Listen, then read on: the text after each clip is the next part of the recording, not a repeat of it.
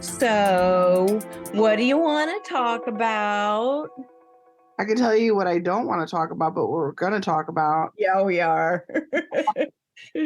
Sorry, I was doing the Cody Rhodes from WWE. He I does haven't that been watching it lately. He does. There was a pay-per-view this weekend, and he does that every time he gets in the ring to do a promo. He does. I didn't even know he was back in the WWE. Why is he not in AEW? He left AEW to come back to WWE to finish the fight, to finish the dream, because his dad never got the title, so he came back to finish the story. Oh, I was like, doesn't he like partly own AEW? Not anymore. Is it a real thing that he sold it, or is this just like a play? No, like he legit came back to WWE. Yeah. Interesting. Full on board. Yeah. And then he got hurt. And so he didn't wrestle for a long time. And then he came back. So now he's fighting Roman. No. I'm so behind. Is he fighting? No, he's fighting Brock Lesnar. Oh. The whole thing. I don't know.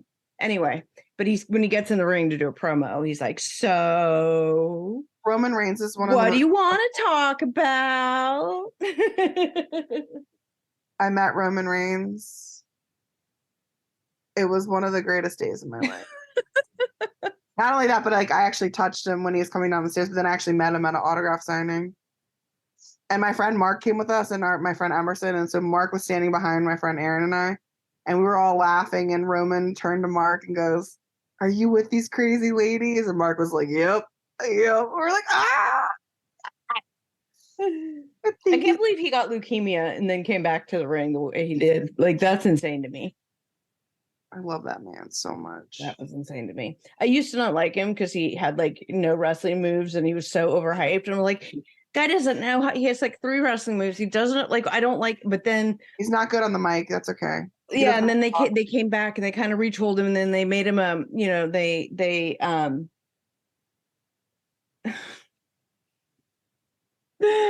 oh God, I'm having an MS brain moment. Not a face. He's not a baby face. He's a heel. Heel. I kept thinking, I'm like, what is he? So they made him a heel, and then they gave him Paul Heyman, who I love. I love Paul Heyman. His mouthpiece and stuff. And then, well, I'm a little over the whole Usos and the whole bloodline kind of thing. Like, I love Kevin Owens and Sami Zayn, and so it's that storyline of them getting their friendship back together, and then this. I like it. No idea what's going on. Yeah, because you're not watching. Nope. Yeah. Anyway. I'm too busy watching My 600-Pound Life 8 times a week now. Oh my God. My pasta and carbs. Carbing up for the mental challenge ahead of me. I know we had a carb load to watch Steve Assanti.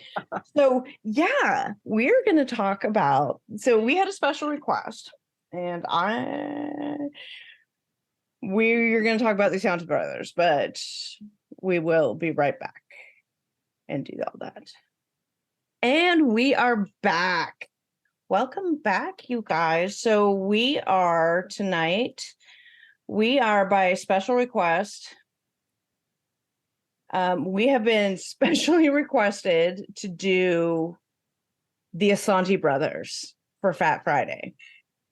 Stephen Assanti, Justin Assanti, and their father. And they were spread out over 4 episodes. We thought 3. And then we discovered there was a 4th. And so there was some frantic, oh shit, can we ever make sure everybody can watch us? And by everybody, I mean not just me and Lexi, because we have special guest co-host with us today.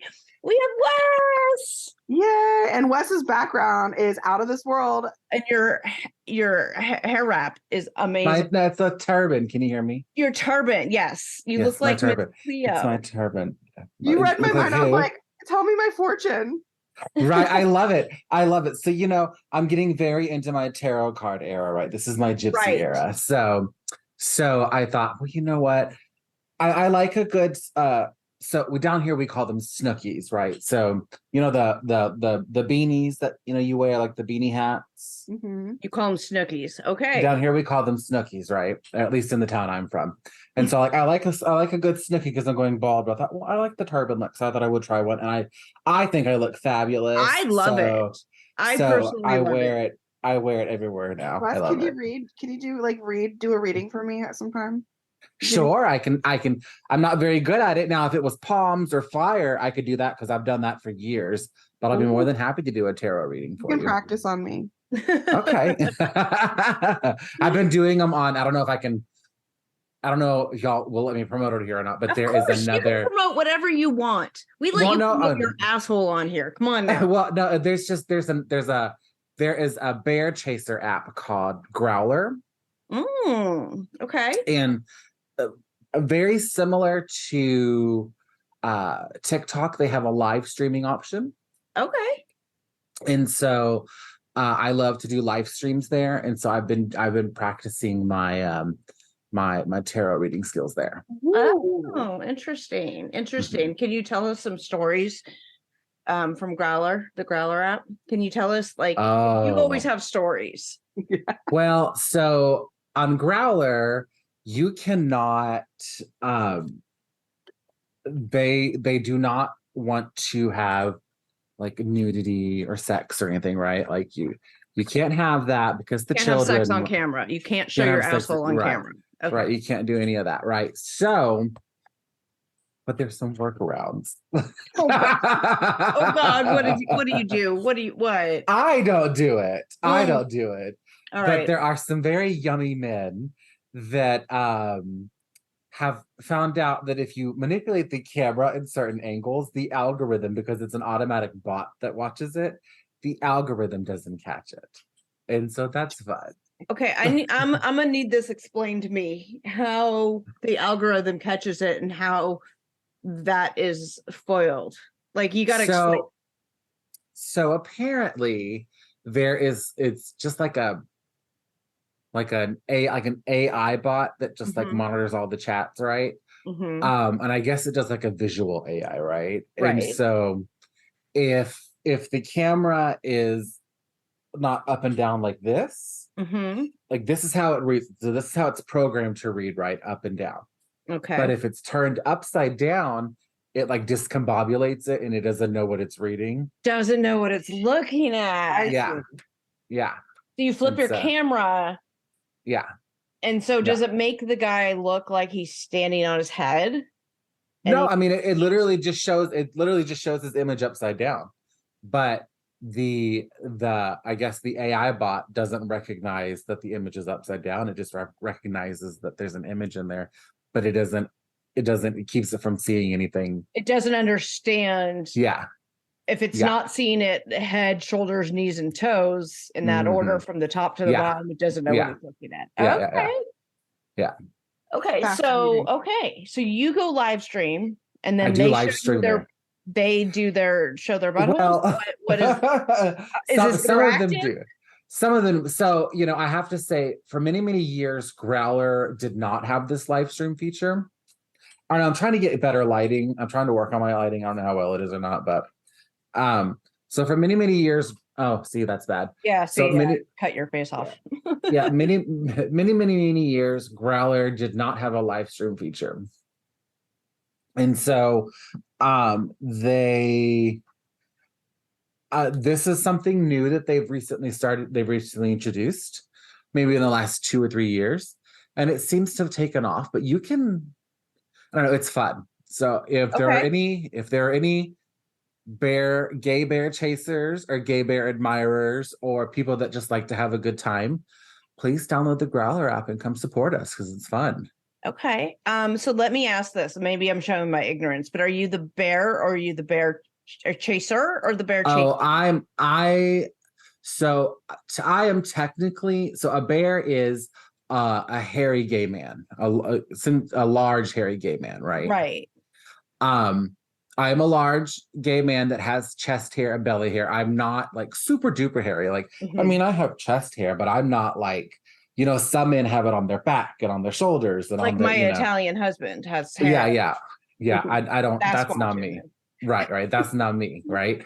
And so I fall very, very, very firmly in like the chub, super chub category, but that's like a subcategory of Okay. it's so Okay. stupid. That's No, like a I'd love to be subcategory. educated about this. Right. So there's like the bear category, and then there's like subcategories in the bear category. So there's otters, which are like thin, hairy gay men. So they're like thin bears. So they're otters because they're not big.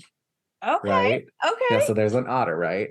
And then there are like seals, which are like Big guys, but no hair. big guys, no hair. There you go. Okay. Okay. I'm Um, following. And then it's kind of a blanket for the chub community, also kind of goes into the bear community just because there's a lot of overlap. Uh-huh. That That seems logical. Yeah. Yeah. So there's a lot of overlap. And so I am firmly a super chub first and foremost because my size is so large it supersedes everything. Okay. But there's no super chub app, right? I mean, there's Chaseable, but it's like I said, it's very much like the bear chub community are intertwined. Interesting. Okay. Mm-hmm. Okay. So let me ask you this on a personal preference. This has got me thinking because I mentioned I'm married to a hairy Italian man, right? And so he's got a lot of hair, but which I find it sexy. I think it's hair on his back, all of it. It's all good to me. Yeah. But before that, I have previously dated men who have shaved their chest. Mm-hmm. I'm not really a fan. What are your thoughts? And Lexi, yours too. I'd like you to chime in on this. What are your thoughts on men shaving their chests? You want me to go first? Sure. I like it. I like animal you hair. like a hairless man? Yeah, I do. Yeah, you like a hairless. Yep. For me, it's very. The stubble doesn't bother you? Me, no. No, the stubble doesn't bother you. See, so I will tell you. So let me put a pin in that because I got a story for stubble. Oh, but I got some stubble stories. Yeah. So and see, I was gonna try to be PC so I could tell my aunts and uncles to listen to this program, but I'm like, no, that's gonna go out the window.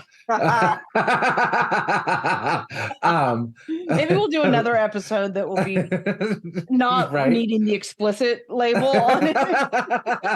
Yeah, no. So no, I'm a very I never have a blanket statement for my attraction anymore. Because it's very it all depends on the guy, right? Because there was this one guy that I used to date who, let's just say that he was a very high-ranking politician in Central America, in a Central Latin American country. Okay. And he's married. Or no, he's married, but they're Catholic, so they're not divorced, but they're separated. And he's got a full-grown son, so I'm not going to expose him, even though he's an asshole, and I should expose him. Isn't this one also a really conservative-leaning guy that you were talking about once? Okay. Yeah. He is super duper hairy, but in a good way or in a bad way? Well, good now, but so this is why I say it's subjective, because it's when I first started dating him, he was not fat, but thicker, right? I would say in between almost a dad bod, but not quite a dad bod, right? I love dad bods. Right. Yeah. But not well-kept dad bod, old dad bod, right? Because this guy's quite a bit older than I am. Yeah. Do you see what I'm saying? Yeah. But very hairy. Very hairy. I'm talking the shirt comes off, looks like a werewolf, kind of hairy. Okay, but it didn't have a beard. And we dated for about 6 months and everything was fine. I put up with it, right? I said, stay on your back, I'll suck your dick, stay on your back, I'm not gonna touch the back here, we're good to go. But then just keep paying the bills, maybe it's all good, right? Right. But then we didn't see each other for about a year, and then we saw each other and then we got back together a year later, and he started working out, so then he got a good body. like a Oh. really good body, and like Mm. he had a nice face, like he had like a beard, and then I was like, ooh, the hair's kind of sexy now, right? So it worked. It's It worked in that scenario. yeah, so then it worked. So like, and I just say that because it's like before it didn't work on him, but then something happened and it did work on him. So it's like, I get it. I get it. Yeah. I get it. Okay. So here's my next question, and you can guess where I'm going with this one. mhm. Men shaving their like Oh, landscape. I like a wrap. bush. I like a bush. Do you like a full bush? Do you like a mid, like a trim? I Or want do it you to like look like fucking the Amazon rainforest. oh, you want to go digging for it. Yes. You want to go on yeah. an expedition to I get. want to floss my teeth. Okay. Yeah. And I'm done. I love it. No more internet for me today. Yes. Yeah. I like a Okay, big, okay. big bush. Lexi, preferences? Complete opposite. You like it shaved, all gone, everything. You don't like a single. Well, What like a about little hairy bit. legs? What about legs? I don't wait. I've never been with a guy that has shaved legs. Well, I'm just saying, you don't like hair on their chest. You don't like hair on their Oh, I don't care about legs. naughty parts. Like, but you just No, don't. but if want I'm hair. like, if my head's on a chest or if I'm rubbing a chest, I want it to be like sort of smooth. But I'm kind of like Wes, where I don't want to discriminate. I'm not going to be like, I'm not going to be with this guy because he has a hairy you chest. may end up you like know? it. Mhm. You may like it. Yeah, yeah. Like I'm not going to Right, discriminate, but my it's preference. just it's subjective, right? But Right. like I wouldn't have known. I never really had any preferences like that. Like I can tell you mm, historically who I'm attracted to as far as like what their personality's like, or sometimes what their general build is or whatever. But I'm never a hard and fast rule about anything because I'll try anything once at least, right? right, because because it's like like let's think about like just Jason Momoa or The Rock. Oh my like, God! Don't You get me just- started. I'm I getting think chills. Lexi just had an orgasm. I'm Oh, getting. I would be right there with you. I mean, those men are so sexy. I would. She was having an orgasm to Roman Reigns. I Do you don't know who know that who Reigns is. is? I don't He's know a who that wrestler. is. Just look him up. You'll be happy you looked him up. Okay. Yeah. But I'm gonna tell you, I find Jason Momoa and The Rock so sexy that Well, The Rock's a wrestler too, so yeah. yeah, I would go down on either one of those men after their dick had been in a vagina without them washing it. That's how sexy I find them. Okay. Well, Like, that is that's a how new sexy. scale that I am not familiar with. I am willing to get close to the tuna gas juice just to The tuna gas juice. yes. What did you call it? A tuna gash. That's what I call them, a tuna gash. A tuna gash. Okay. Yes. So in your parlance, you're in Wes's world, I would have gotten my tuna gash wax today. Yes. Okay. You would have been descaled. These. Oh, okay. Well then, What was this wrestler's name? What? Roman what? Reigns. Roman Reigns. Reigns, Reigns. Yeah, you'll be happy. That'll be your spank material tonight. Oh, I don't believe in masturbation. Oh, bullshit. I think that's an abomin. Oh, hello, Jesus. It's an abomination. I know, right? He's like, that's an abomination. Oh, hello. I told you he is. I met him. He is so sexy. He's See, so I like a big. As I've gotten older, I used to love like tall, lean, thin men, like kind of that men that looked like they could have been a horse in a past life. Does that make sense? Like, do you understand like that physical look I'm talking about? Like, Okay. like that. And I still find that attractive on a man, but I just like, as I've gotten older, I'm like, there's something about just a solid man that like you could like, I could hit them on the chest and like hear like a thump. You know what I mean? Like just something to fall back on. If you hit me on the stomach or chest, you're going to hear a splat. Just saying.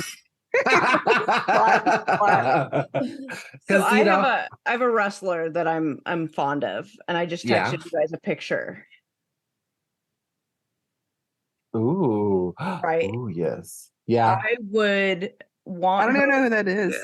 Her name is Rhea Ripley. She's an Australian wrestler, and she's like an Amazon. She's like huge, and she's big and muscular, and but look at her face. Look, she's fucking gorgeous, and I would want her to throw me around, She's and got pretty lips. I would love it. I like the lips. She could do something with those. So I'm just saying. We've discussed this, that I determined that I would in fact go that direction in bed. I came to this conclusion after many an hour watching Below Deck. So, I have never watched that show. Oh my God, you have to watch it, Wes. I have never seen one episode of it. To be quite honest with you, I am, so now this is going to be off, it's going to get off topic, but go right back to it very quickly. Okay. I am a huge Kathy Griffin fan. Okay. Right. I adore Kathy Griffin. And so when she was exactly. And when she was let go from, when she had that controversy when Trump first became president, and she had the whole mask controversy, and she was let go from CNN, Andy Cohen, they asked him about her, and he was like, "Oh, Kathy who? I don't know who you're talking about," even though he fucking knew who she was, right? Right. And so it was a Mariah Carey, I don't know her moment.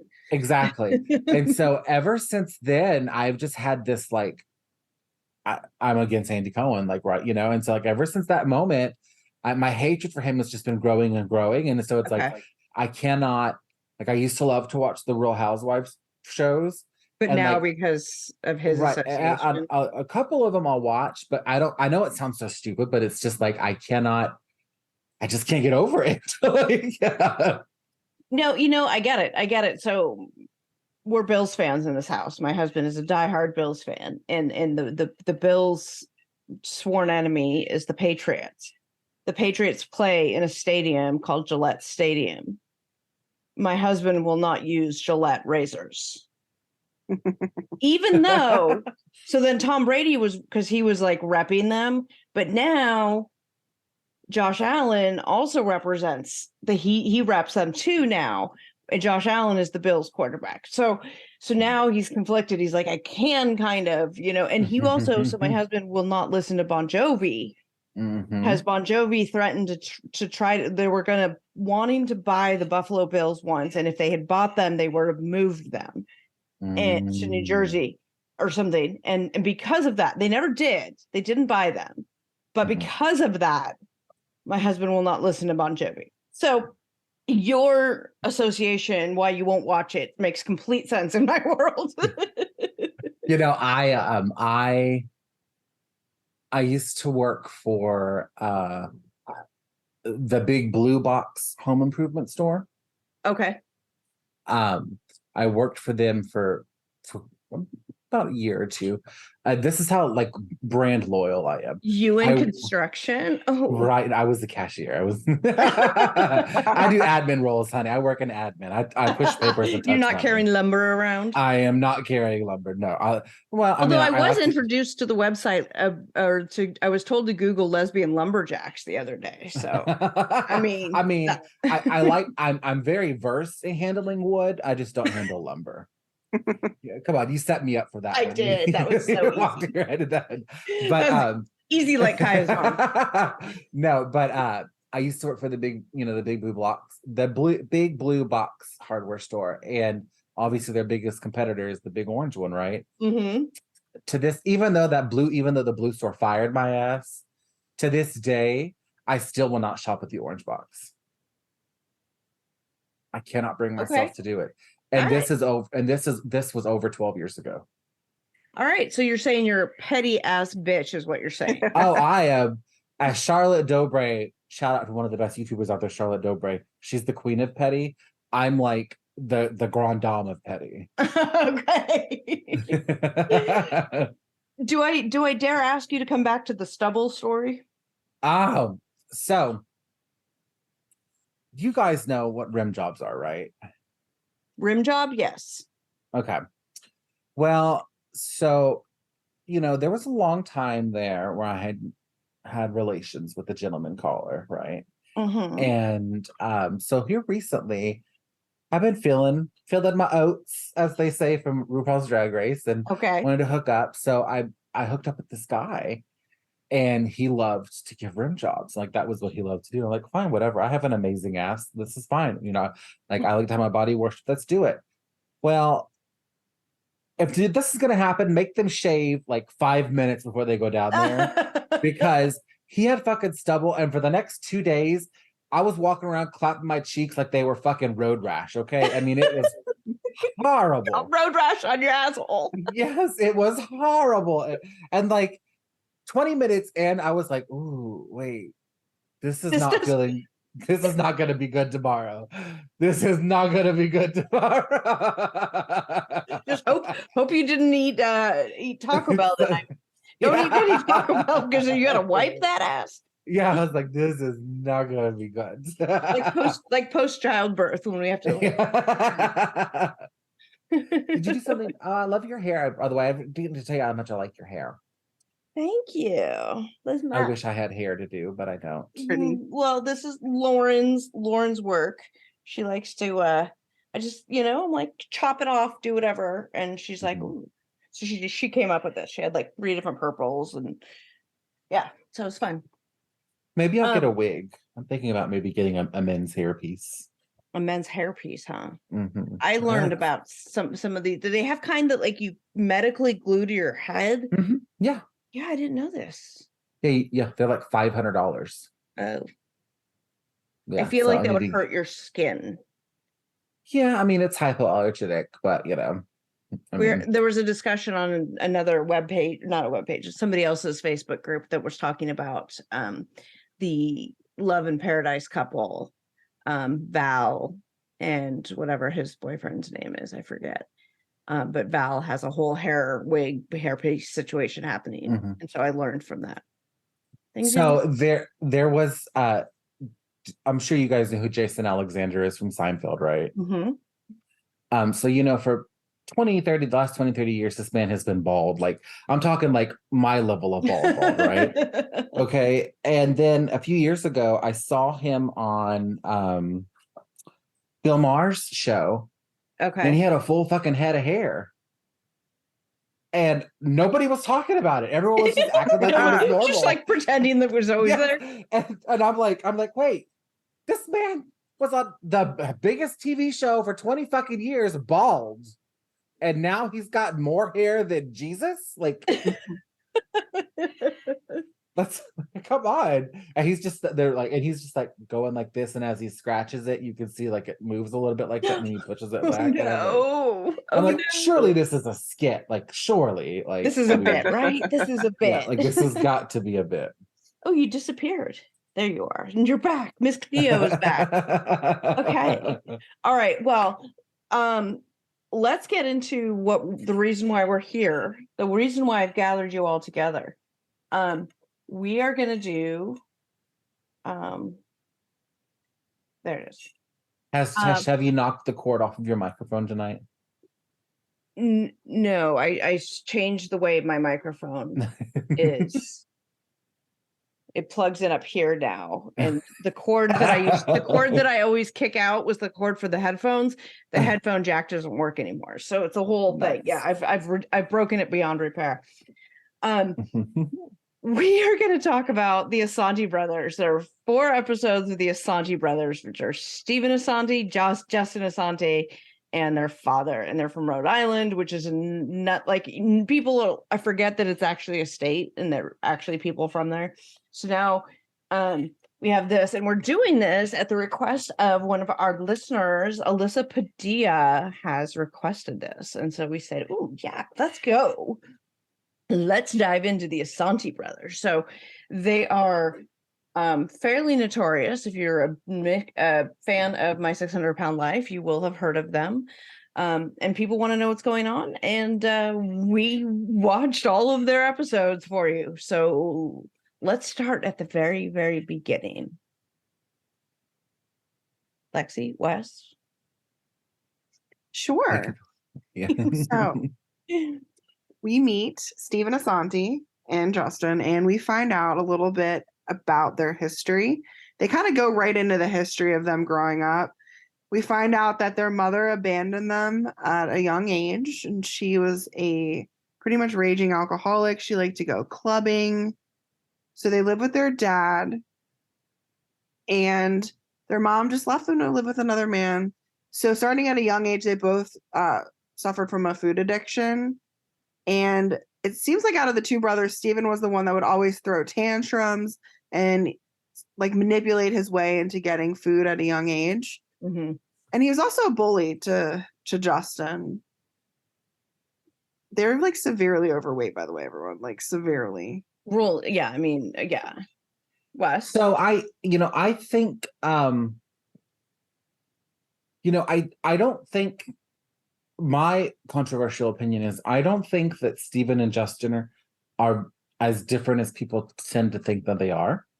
I think that they're just two ends of the same card, if that makes two sides to the same card, basically.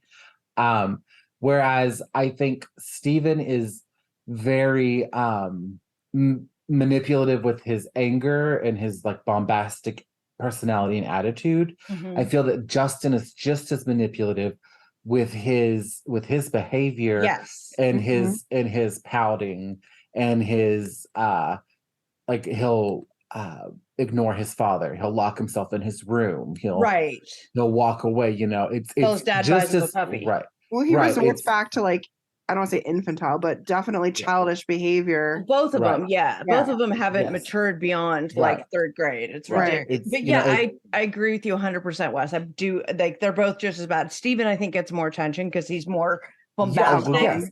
I mean, that's can make it about myself, but I mean, it goes back to like my episode. People would say, oh, he's a good guy, did such a great job. It's just his episode was boring because it wasn't so drama filled. Well, people like the drama. So that's why they go with Stephen so much. Right.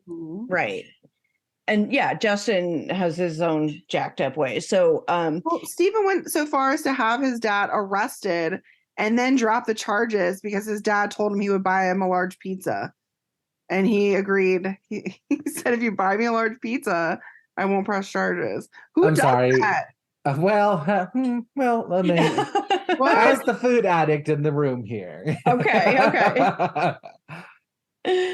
Props to him for getting that pizza.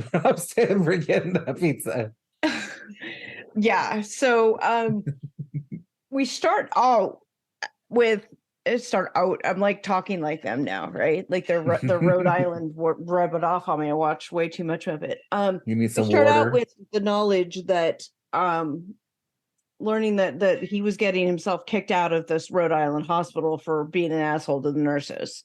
And so his dad found him Dr. Now. Like and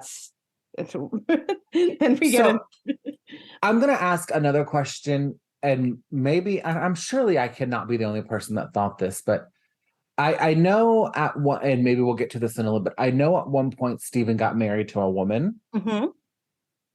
Obviously that did not work out. But well, they allegedly are maybe still together. We don't know. It's unknown now.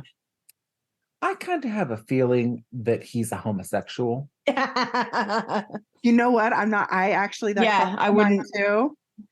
And I didn't want to say it. So now that you said it, okay. Oh, honey, no. I don't know. Something. There's something about it. Like I don't know if he was in denial or. I think that he's my gaydar pings, the sonar goes off when he does little things like this. He clutches his pearls, and he makes those faces and he goes, and he bats his eyelashes. Come on, queen, And I think that's just another layer to his problems, right? I think perhaps he's homosexual, perhaps he's queer in the queer community, I should say, and he's afraid to face that. And so he covers that shame and that guilt with food and drugs. That makes sense because as the resident drug addict in the room, that's my area. And his behavior with regards to the food and the way he treated people and stuff is very classic addict behavior, right? Very classic. This, Wes, from having worked in the field. It's very, very classic behavior. The manipulation and stuff like that. I I grew up with a heroin addict. My brother was on heroin for 10 Right. years. I mean, I saw everything you could ever think of. Same behavior, Yelling, right? What was that? The same manipulation, the same manipulative bullshit. Mm-hmm. Yep. And enabling. Oh God. Well, the dad enabling is like a whole conversation into itself, which I think we're going to get into. We'll get there. Oh my God, you guys, I want to tell you about this underwear that I'm obsessed with. It is the Fits Everybody collection by Skims. And it feels like no other underwear I've ever worn before. It's stretchy and soft, and it kind of just melts onto your body and you forget you're wearing it. Skims is creating the next generation of underwear for everybody. And I do mean everybody. My girls are a 34 double D. I've breastfed. I've had a reduction. I've gained weight. I've lost weight. I've been through it all. And this is my new favorite bra that I wear all the time. It is the Fits Everybody t-shirt bra. And I'm telling you, it's a miracle. A t-shirt bra I can actually wear. I love it. It's my favorite. I'm also a super fan of the Fits Everybody Racerback bra. It's my new go-to bra when working from home. The Fits Everybody collection of underwear is super lightweight and molds to your body. It's a buttery soft fabric that stretches twice its size without ever losing its shape, meaning that you get the perfect fit every time. Ladies, you know what I'm talking about. You will get the perfect fit every time with these. And they're available in sizes double extra small up to a 4X. You guys, believe the hype. The collection has nearly 90,000 five-star reviews for a reason. The Fits Everybody collection and more perfect fit essentials are available now at skims.com. Plus, you get free shipping on orders over $75. After you place your order, be sure to let them know that we sent you. Select podcast in the survey and be sure to select the Fraudcast from the drop-down menu that follows. Hey, you guys. You know that I love my Nutrafol. I've been taking it for a long time, and I'm going to continue to take it for a long time because I, like millions of Americans, experience thinning hair. It's more than common. It's normal, but it's not openly talked about, especially among women. Going through it can be lonely and frustrating, and it's time to change that conversation and join the thousands of women like me who are standing up for their strands with Nutrafol. Nutrafol is the #1 dermatologist recommended hair growth supplement, clinically shown to improve your hair growth, thickness, and visible scalp coverage.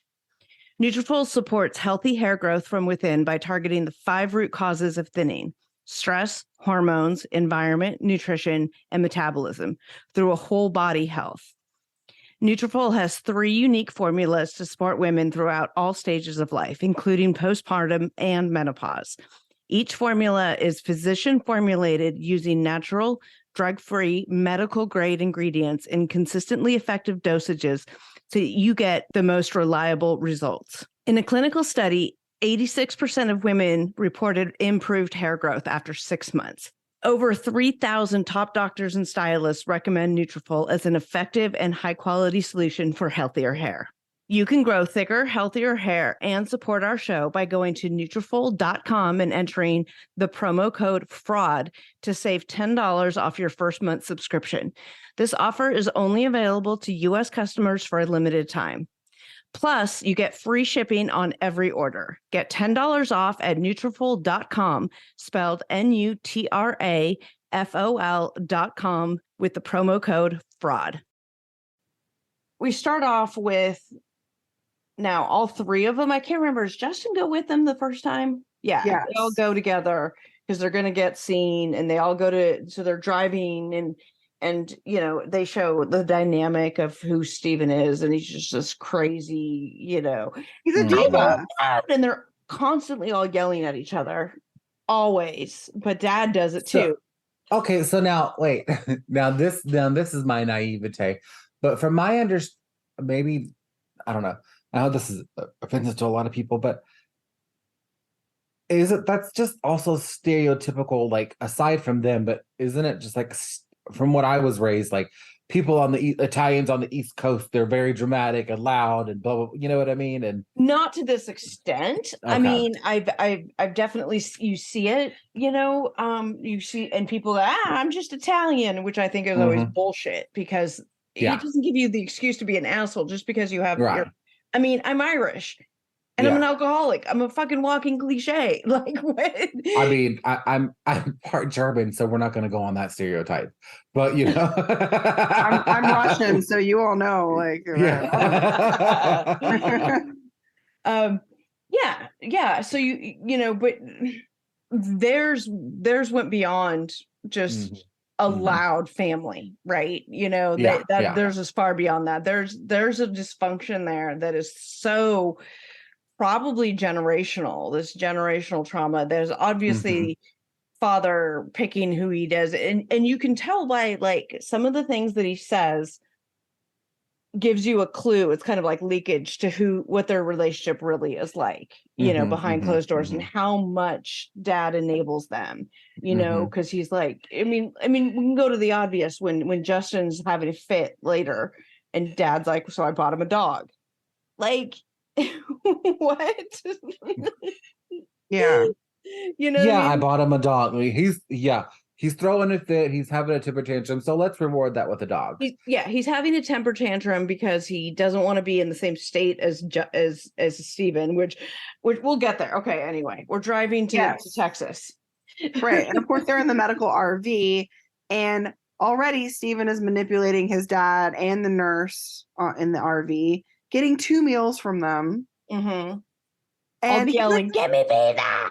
Right. He's screaming at his dad, but his dad is playing into it. And it makes you wonder, if they're acting like this on TV, how much worse is it not on TV? Or is it? I don't know. Right. But I feel like we saw a lot of really, really just disgusting behavior. Well, where is the dad getting this money? I don't know. Like, I mean, I know that's always like a big question in the forums or whatever. They're always like, where do all these people get the money to feed themselves? Da, da, da.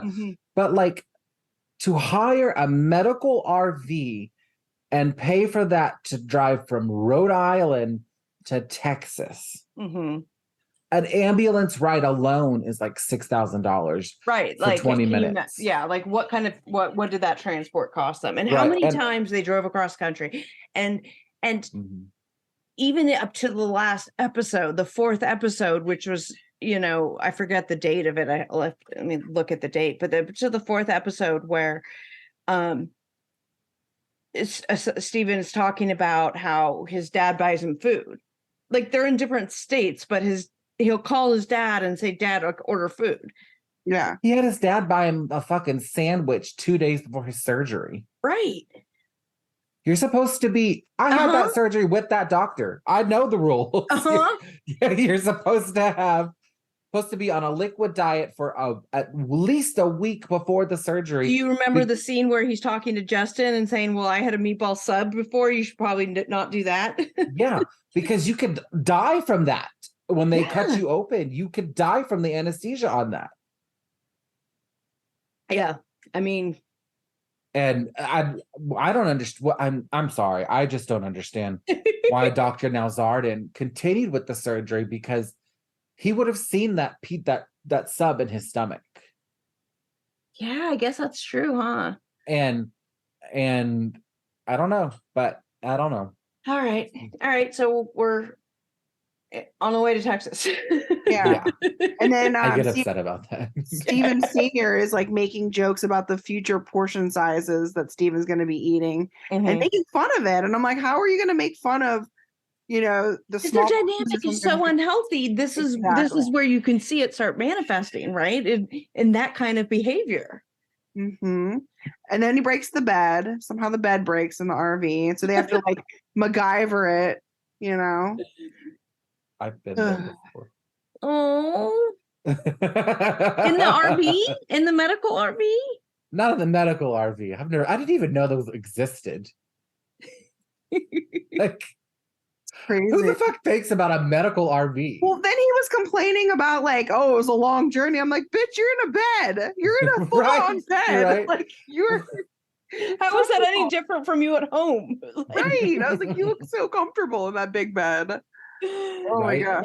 It's not like some of those people that like fucking Tammy from 1,000 Pound Sisters that has to sit on the fucking floorboard of the van. The floor of the van. Yes, the floor of and the drive from Georgia to Kentucky like that. Like, yeah. Well, eventually they do make it to Texas and they do meet Dr. Now, and Steven is saying that he's in a lot of pain and could use some pain medicine. But of course, Dr. Now is trained in knowing, like, okay, his body language is saying otherwise. Yeah. Maybe there's something more to this. And also, people that are in a lot of pain aren't just going to be like, yeah, I'm in some pain. Like, you're going to be in pain. Yeah. In actual, like after my C-section, pain. Very, very, very, very much pain. Yep. Not, but drug addicts, you know, they learn things just in the generalized nature of, oh, which is, you know, because then you can.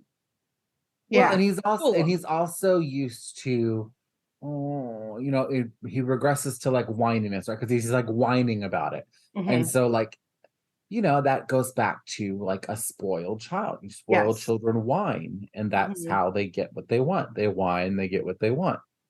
Part of his manipulative behavior of acting like a child and having his daddy take care of him, because you can see that relationship, even though these are adult sons, you see that nature of it throughout the whole thing. Like, oh, I'm going to get you food for your cat because your cat was throwing up because you're feeding it pizza. And like, you know, taking Justin's drugs and giving them to his drug addicted son. Oh my God.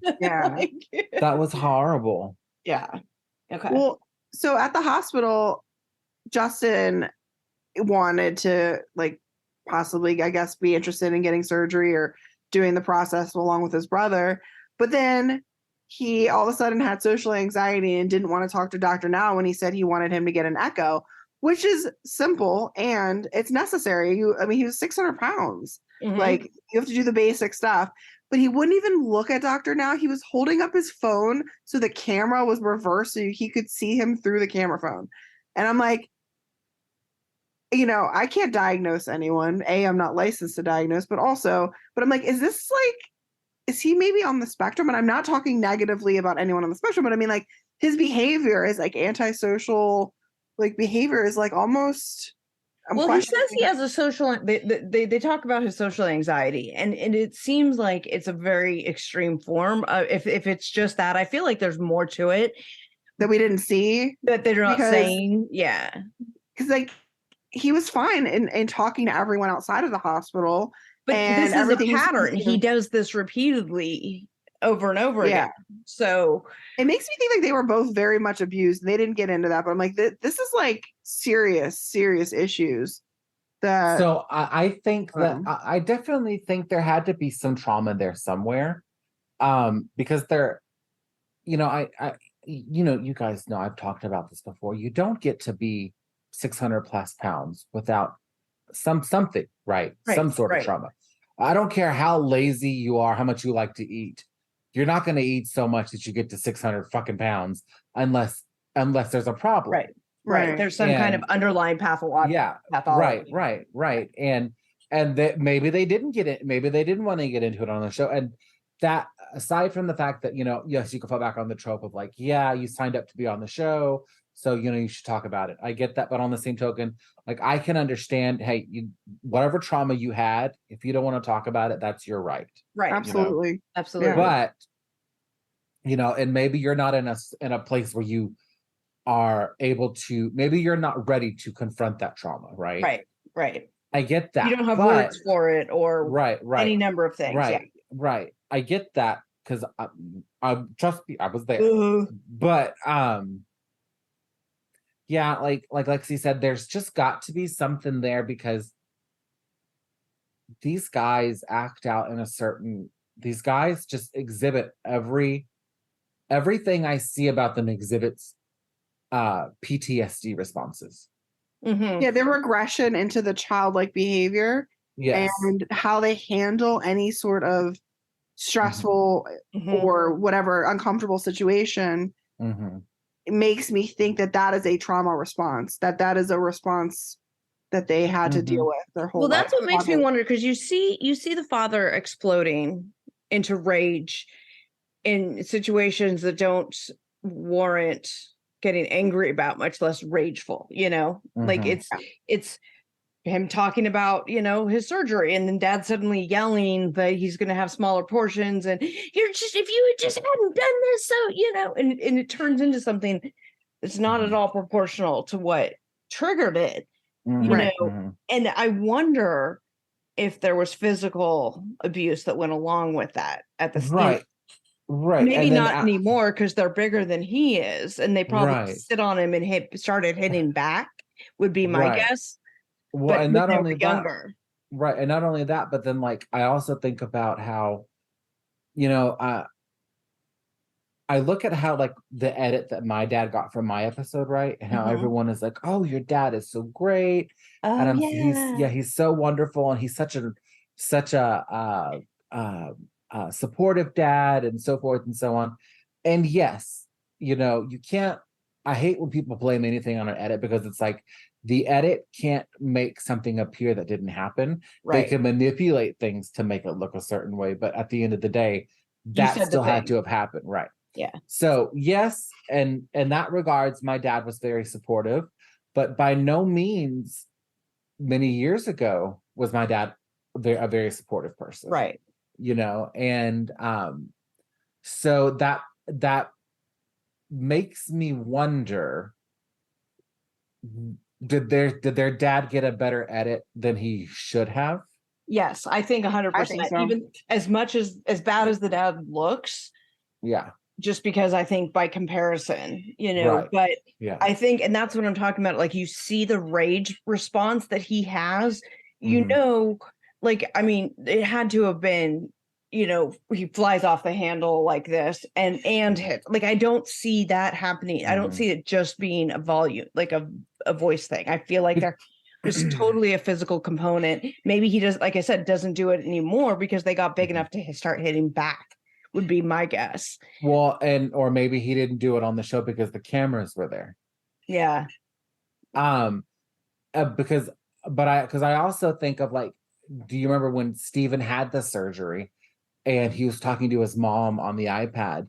And then if you remember in the background, his dad's like, the witch couldn't even come to her own son's surgery. And his other son was like talking shit about the mother. And it's like, so like, yes, I know that they're saying that she abandoned them when they were growing up and so forth and so on. But look at the narrator too. Like, right. Because that's an unreliable narrator. And it's like the side, that's the side of the story we're getting. But it's just like, my dad, no one from my family is going to listen to this, so we'll just go into it. It's like, if you ask my dad why he and my mom got divorced, my dad would say it was because my mother was an alcoholic. But if you ask my mother why they got divorced, my mother would say it was because my dad was abusive towards her. And so it's so it's like, who what's there's just no way that dad's behavior occurs in a vacuum like that. Like you don't have a rage response like that without having a history of it, Well, then, and we go on to see the behaviors that they show in the hospital and the fact that they did live with their dad. And I'm sure they were somewhat sheltered. They were overweight. They didn't, this is my story. It doesn't seem like they were in activities or like doing much, right? They were with their dad all the time. So like to see the way Steven was talking to the nurses, the hospital staff, that rage that he had. I mean, his dad showed that same behavior. So I'm like, this is a learned behavior for sure. Right. It's just like, bigger. Go ahead, Wes. Well, I was going to say, I also think that we should also recognize that we are seeing what happens. We are seeing what a adult spoiled child looks like, right?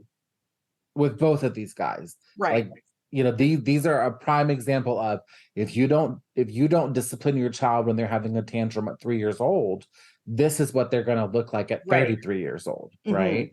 And so I don't have a child, but I have enough nieces and nephews, and I've seen enough children to know that like when they're in the middle of a tantrum, that amount of rage just looks like it's an ungodly amount of rage coming from that child in a tantrum at 3 years old, right? And it's like, what could they possibly have gone through at 3 years old to have that much rage? Right. So, so just think about, they were not probably disciplined to not be spoiled, and so now at 33, they're just throwing a temper tantrum at 33. Right. And dad's behavior now makes a clear indication that he's always just given in to whatever it is that they, they need at 3 years old when your baby cries, or at 6 months old when your baby cries, you feed them. That's like one of the first go-tos. You diaper, food, that's what you do. Right.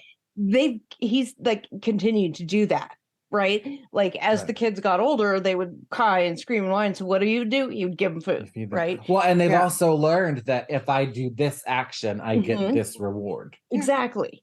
Exactly. And it sounds like dad probably had some, I don't know, like some kind of guilt or something that he wanted to assuage to make because he was trying to, like, in his own twisted way, make his kids' childhood good, by giving them anything that they wanted. He thought, you know what I mean? Steven was treating the nursing staff like the obnoxious charter guests treat the staff on worse. Yeah, way worse. You didn't turn on my light. My light. I've been calling. Like, it's a freaking restaurant or charter yacht hitting a button. Like, there's supposed to be your beck and call. Like, you're in the hospital. This is not fine dining and fine. No, but he's learned somewhere along the line that that's how you treat people to get what you want. And you see it with his dad because he acts that way. Dad gives him what he wants. He keeps yelling, dad keeps yelling at him about his drug use, but then dad takes brother's drugs and gives them to him. Yep. And then you go into Justin's whole shit, which is, whatever, like, he's always felt second to Steven. Steven gets all the attention, and you can tell that Justin feels less than, and all this.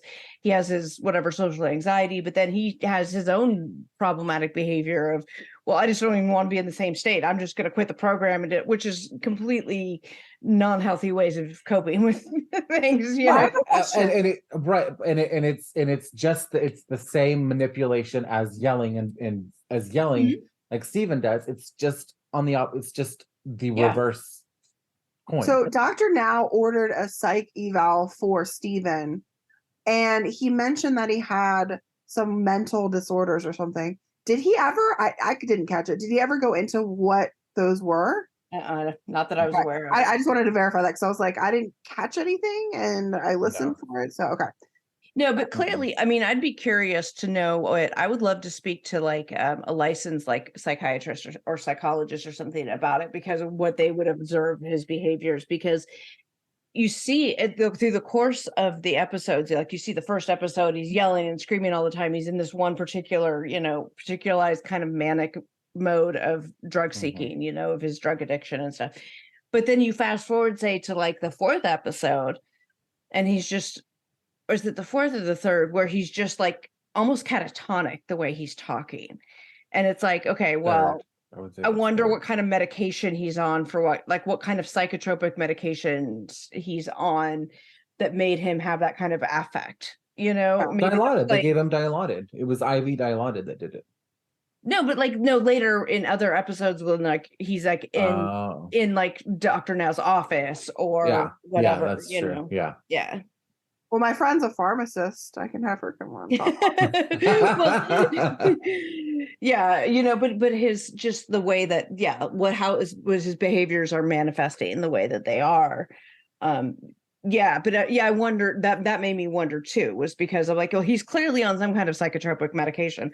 I wonder what kind of disorders he's being treated for outside of that. Is there depression, anxiety? I imagine depression, anxiety, PTSD, whatever. But I wonder if there's other like borderline personality disorder, or if there's a bipolar element, or if there's a schizophrenic or what. What are you laughing at?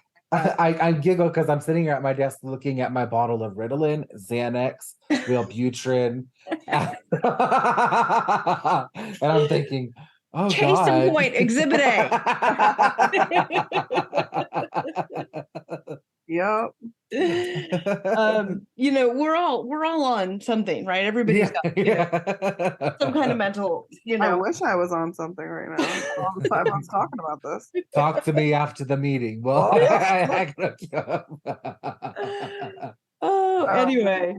Well, so after the urine incident where he, quote, accidentally spilled his urine everywhere, we then see Dr. Now kicking him out of the hospital. Mm-hmm. And he's doing his normal crying and begging and pleading. I won't do it again, like a child. Like, you haven't gotten enough warnings by now. But he does it because he always gets what he wants. He never sets the boundaries and calls his But dad. I want to go back to the urine thing because it's like, I'm sorry, but there's no way he pissed into a bedpan to spill the urine. There's no way that he pissed into a urinal cup to spill the urine because he has a major fupa. You're going to have a major fupa at that size, and you're going to have a buried penis. The only way you're going to be able to pee is if you pee on yourself or you stand up and hover over a toilet. So he didn't spill urine. But it's like, this is what Interesting point. yeah. So this is what annoys me about these people that go on the show. It's like, again, I went on the fucking show. Just be honest about it. You know what I mean? Like, don't, oh, I spilled my urine. Bitch, you couldn't have spilled your urine because you couldn't pee into something. But did you see later on when he was in his apartment, he had all of those like Pee pads everywhere. I thought that was for the cat, but I think that was for maybe I the just cat. didn't want to think about it. But I'm going to assume that was for the cat as well. But you guys very watch well Trailer be. Park Boys? Have you ever seen that show? Trailer Park Boys. Park Boys? Yes. Well, yes, but I will say there was a point in my life where my hoarding got so bad and my my lymphedema was so bad that if I had to pee, I didn't want to get up to go to the toilet. I would be sitting on my sofa and I would just scoot to the edge of the sofa, and I had a whole bunch of towels on the bottom, and I would just piss on the towels and then scoot back. So first of all, thank you for being so open with us, because I feel like I've learned more and had more empathy or sympathy, I guess you could say. With two people that are were your size, or are your previous size, because I would have never known the struggles, like the real struggles that they don't talk about on TV. Right. You know, right? Things that nobody really wants to divulge, and you're being completely transparent. And I just thank you for that, because I know that there's going to be people listening that can relate. Yeah, I mean, it's like, I feel like in order to remove the shame and embarrassment that I had in my life about it, I have to talk about it, because otherwise, if I don't talk about it, that means I'm ashamed about it, right? And if I'm ashamed about it, then how can I process it and work through it? Yeah. But no, I mean, there was a many years, because as I've talked about before, I have bad lymphedema, but I had my lymphedema, first of all, was never as bad as Stephen Assanti's, thank goodness, right? My thighs got big. And do you know what a fupa is? Oh yeah, I have one. Yeah, we've had the conversation. Yes. Okay. So, well, do you know what a hidden penis is? Is it when your fupa covers it? So yes, but so on a man, like when they have the fupa, because there's the penis, right? It creates almost kind of like a tunnel almost. So it's because there's so much fat around. Yeah. So it's kind of this is gonna be funny to say, but it's kind of like a turtle head poking out of its shell. I can imagine. Okay. I see right. And so it gets like that. And when you get to a certain size, I'm not going to speak for everybody, but I'll just say, I would assume, because it's how it was with me, when I got to a certain size, I couldn't even push the fat back to hold my penis to take a piss. Oh, okay. Right. Okay. And so you would just piss on yourself. If you didn't have a catheter, and I don't know how you would have gotten a catheter into me, right? Right. Unless they went intravenously, or they went into the bladder, because they can do the catheter straight into the bladder. But and aside, there was many years I thought about trying to go to a doctor to have him do that to me. Oh my god! Because there was no other way I could piss other than just piss on myself. Oh my gosh! And I would piss on myself, and then and then it's like you piss on yourself, and then you go take a shower. Well, then you have think to about piss how many, again. right? And then you have to piss again. And so think about how many times a regular person pisses in a day, and then think about if you have lymphedema, that fluid, if you've got your legs elevating, is continuously coming off, so you're going to piss even more. And And if you're And drinking the so- soda the way that Stephen Assanti was drinking. Yes. And so it got to a point where I was like, well, I'm not going to take 6 showers in a day. Like, that's just ridiculous. I mean, looking back on it, it's even more ridiculous to think, well, instead of, it just makes sense just to sit in my own piss. Like, but, Right, that's even more ridiculous. But yeah, no. But that's where it gets to. Yes. All right, we're going to take a quick break. We'll be right back. Weekends are short, and long weekends somehow feel even shorter. So why spend a moment of this one on a drink run? Instead, get drinks delivered right to your door with Drizzly. Drizzly is the easiest way to find the best prices on beer, wine, and spirits, so you can get back to lighting those totally legal fireworks, or making sure your uncle is flipping those burgers at the right time, or neglecting to put on sunscreen so you can, quote, get a base. In any case, get drinks with Drizzly to make sure you enjoy every second of your long weekend doing long weekend things. Because let's face it, it'll practically be over before this ad is. Download the app or go to drizzly.com. That's DRIZLY.com today. Must be 21 or over and not available in all locations. O'Reilly. Protect your vehicle's engine with Syntec and O'Reilly Auto Parts. Syntec Premium Full Synthetic Motor Oil is formulated for today's engines to dissipate heat and friction and reduce wear. Get 5 quarts of Syntec Full Synthetic and a MicroGuard Select filter for just $33.99. Limit supply. See store for details. Get Syntec only at O'Reilly Auto Parts. O'Reilly Auto Parts. And we're back. Yes. So we're in Texas. They Steve got gets kicked out of the hospital. Yep. And so his dad is saving the day like he always does, finds him an apartment. They move into the apartment. And the first thing Steven says as soon as they walk in the door is, I want a large pizza and a 2-liter Coke. And of course, his dad gets it for him. And then his dad asks for a slice of pizza because he's starving and hasn't eaten since 6 a.m. To which Steven gives him the middle finger. What a nice son. What a great. Like, this just was like, and the dad puts up with it. Yeah. Like, as Dr. Phil says, people don't do things unless there's some kind of reward for them, right? They don't engage in this behavior unless it's being rewarded. And so my dad would have beat my ass. I couldn't imagine talking like that to anybody at all, much less a parent, I couldn't imagine that either. Even at damn near 40 years old, like, I couldn't do that to my dad. Right. Yeah. Like, I'm still scared of him. I'm 40 years old and I'm still scared of, like, I'm still like, like, I still get like cold sweats when I have to, like, enact a boundary, like put a boundary, like, don't come into my house if I'm not there. Like that's not, like, I don't think that should be a hard boundary to push, right? But like, Gotta set the boundary. Yeah. Yeah. So well, I think it's cool. So after all this crazy madness happens, we get to meet Princess. And I loved Princess, the personal care assistant. Yes. She was setting the boundaries while Wes has a look on his face, though. You don't like Wes? I mean, I could take her or leave her, but Okay. So wait, at this point though, Dr. Now was on to the drug addiction, yeah? And sent him to rehab? No, not yet. Not yet. Okay. No, we just meet Princess and we kind of get. She mentions that he had like hydrocodone and it's all gone. Mm-hmm. And that's when she was like trying to find him. And he had disappeared because he had called an emergency pickup to get more pain medicine. Now, this is when Dr. Now shows up at Steven's house, which I don't think I've ever seen Dr. Now go to someone's house, but I'm sure it's happened before. Yeah. House call. Mm-mm. Yeah. Before or after either. Right. It's never, I don't think it's ever happened since. Yeah.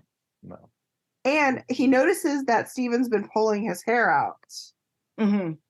And then he clearly has other things. And he mentions that later when he's talking about shaving his head. Dad's like, what did you do? And he's like, oh, I shaved my head because it was really hot. And he's like, well, at least I wasn't pulling it out again. Right. That gives you okay. I mean, he's got a history of this behavior. Yep. And of course, Dr. Now's looking around. There's like empty pizza boxes and 2 liters and food everywhere. So, yeah. Eventually, though, he does go to. He goes to Dr. Now's office where he weighs in at 706 pounds. Which been there. He was 624 when he left the hospital, and now he's at 706. Well, yeah, he'd been on a controlled diet in the hospital. Right. Although he was the fun so the inner food addict in me is like, yeah, but just imagine the fun he had when he got home. Oh God! Now you're just romanticizing it. We don't do that. We don't do that. We don't. I know. I know, but I think back on it wistfully sometimes. Yep. And Dr. Now says he has to lose 60 pounds in a month and stop abusing his pain meds, which is like, okay, you're just telling somebody, just stop. Just stop. Just stop doing it. Just stop drinking. Yeah. I wish somebody had just told me, just stop drinking. Whole time. No. It's like when people would tell me, well, just don't eat as much. Right. You think this thought hasn't come across my mind? Right. Like, so you're saying I could be skinny if I just don't eat a lot? I wouldn't be miserable and angry and ashamed. Yeah, like what a revelation. I'd never thought of this. Yeah. Exactly. Yeah, so at this point he's saying his pain is a 9 out of 10, and which is all bullshit. You can tell like you're using your lymphedema as a vehicle to get pain meds. 9 out of 10. If your pain was really at a 9 out of 10, you would not be sitting there like just a normal. You would be in the fetal position probably. Yeah. I've had tears, and I wouldn't even call myself on a 9. I mean. Well, I have chronic pain, so my pain scale is a little bit whacked. Of course, yeah. Well, but okay, so I have lymphedema. Again, not as bad as he does, and it is bad. I would liken lymphedema to like. I feel like you're walking around with like a boil that's ready to bust, but it never bursts. Oh, that's not comfy. Yeah, but I mean, it's painful. But if you're not walking around, like, pardon me. What if you're not walking around? Like if you're just like laying there? Well, okay. So, but either way, just like imagine how a boil feels. It's about to burst, and it never bursts. The pressure and the pain and the burning. So that's when Dr. Now suspends him from the weight loss program and says he needs to go to rehab. So we see his journey meeting with like the rehab people and everything. Isn't he goes to detox. Like he detoxes for a week. That's it. That's not rehab. No, I thought almost everybody goes to rehab or detox before you go to rehab. Now we didn't know why. Yes, we didn't know what happened. Like, why did he not go to rehab? He did the detox. So generally, going to detox and rehab are 2 separate things. Right. But he said he was going to go to rehab. He obviously was not enrolled in any sort of. You can get into detoxes easily. Because you spend a few days, then you detox and you leave. It's much harder to get a bed at a rehab, but they don't go hand in hand. Just because you can get into a detox doesn't mean you're also in a rehab. And oftentimes they will put you in a detox and hold you there until a bed is available in a rehab. But you have to. It's a separate thing. It's a separate process. Right. So you have to be willing to do that. You know what I mean? That's what I'm saying. They're like, why did he not get a bed, or did he just quit? Like, I don't know. He probably just thought it was enough. And I mean, honestly, I know people who have done that repeatedly. Never actually go to rehab, but they'll go to detox. They dry out and then leave.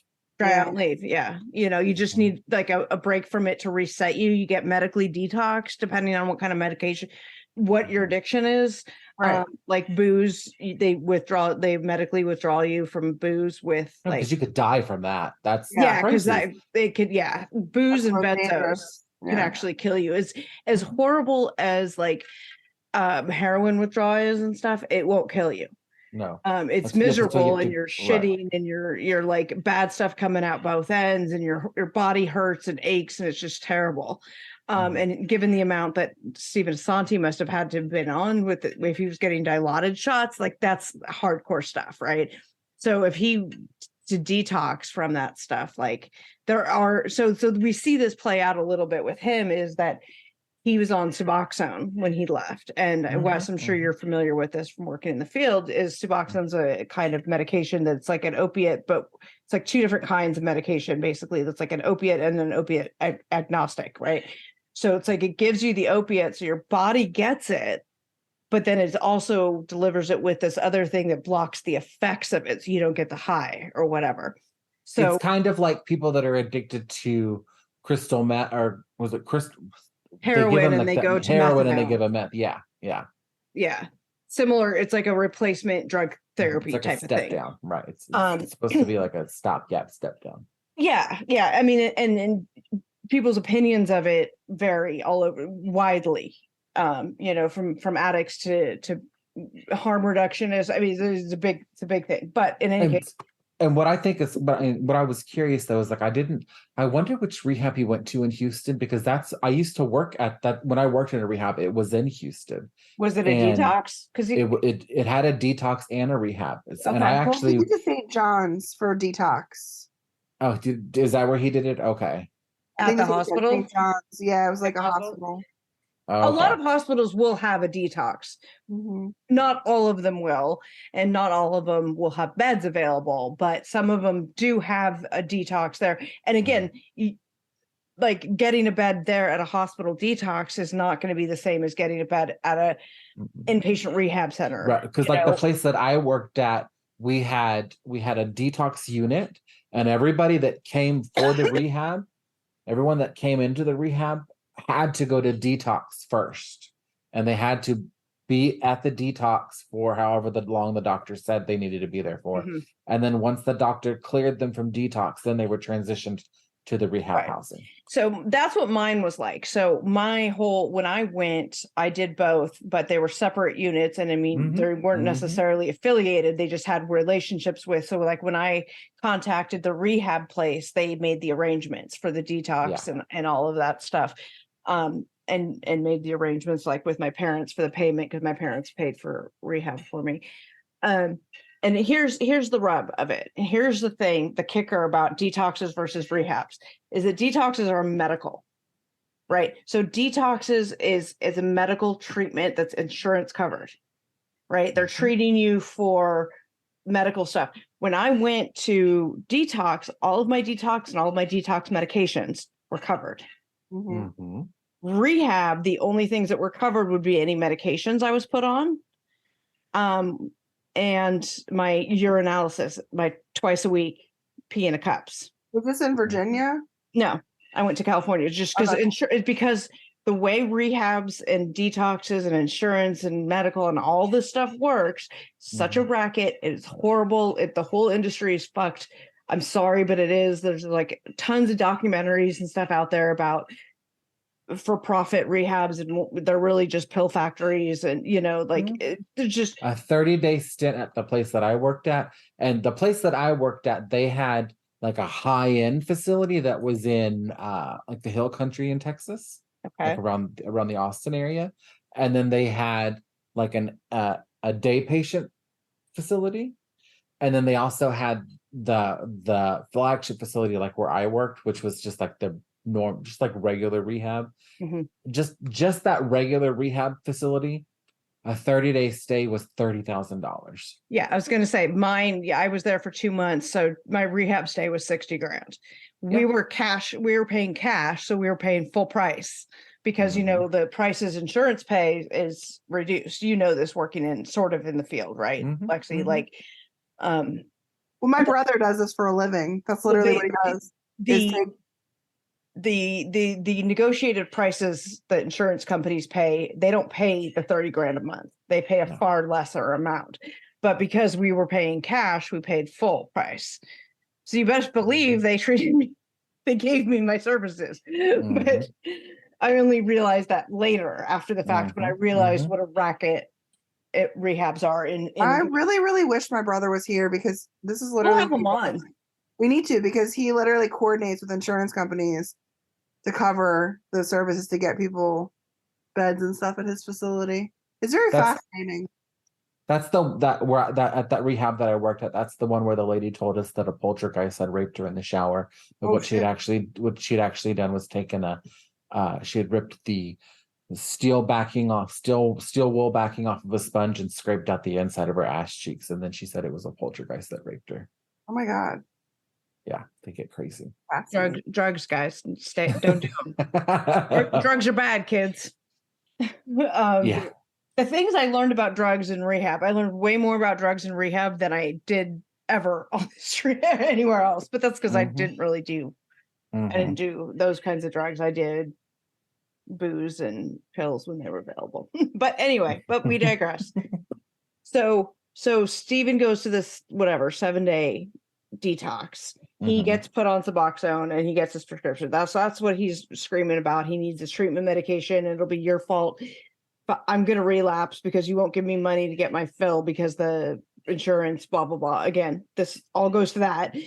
But again, blaming, I'm going to relapse because you won't pay for my drug. No. Like my medical maintenance drug. No, Suboxone is a tool. It's one tool, right? Much like rehab is a tool and therapy is a tool and 12-step weight loss surgery is a tool.